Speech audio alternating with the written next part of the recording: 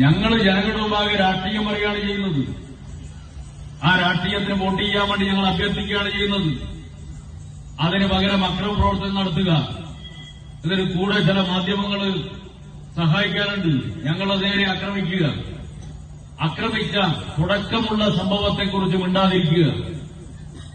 അതിന്റെ ഭാഗമായി ചില പ്രകോപനങ്ങൾ ഉണ്ടായിട്ടാ ഞാൻ പറയുന്നില്ല. പക്ഷെ ഞാൻ ഒന്നുകൂടി അഭ്യർത്ഥിക്കുകയാണ് ഈ നാട്ടുകാരോട്. പ്രകോപനമുണ്ടാക്കുക എന്നുള്ളതാണ് ലീഗിന്റെ ലക്ഷ്യം.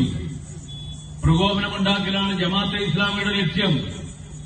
അതുതന്നെയാണ് SDP-യുടെ ലക്ഷ്യം. എന്നിട്ട് പറയണം CPIM അക്രമം നടത്തുന്നേ. അത് ഏറ്റുപിടിക്കാൻ വേണ്ടി കേരളത്തിൽ കുറെ മാധ്യമങ്ങളുണ്ടല്ലോ. അങ്ങനെ അക്രമം മുറവിളി കൂട്ടണം. എന്നിട്ട് CPM-നെതിരായി ഇടതുപക്ഷത്തിനെതിരായിട്ടുള്ള വികാരമുണ്ടാക്കണം.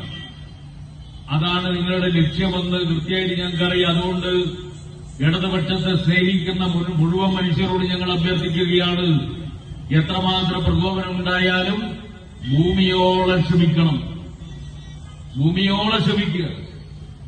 പക്ഷെ ഞങ്ങളുടെ ക്ഷമ കണ്ടിട്ട് ദൌർബല്യമാണെന്ന് ലീഗുകാർ ധരിക്കണ്ട. ഞങ്ങൾ നിൽക്കേണ്ട പോലെ നിന്നു കഴിഞ്ഞാൽ ലീഗുകാരാ കുറച്ച് നീ ബുദ്ധിമുട്ടും, അത് മനസ്സിലാക്കും.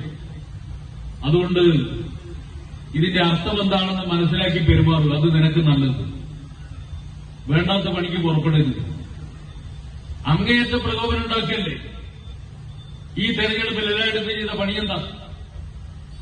ഇവിടെ തിരുവനന്തപുരത്തിന്റെ മറ്റൊരു മോഡലാണ് ഈ കുന്നോത്തുപുറം അരങ്ങേറിയത്.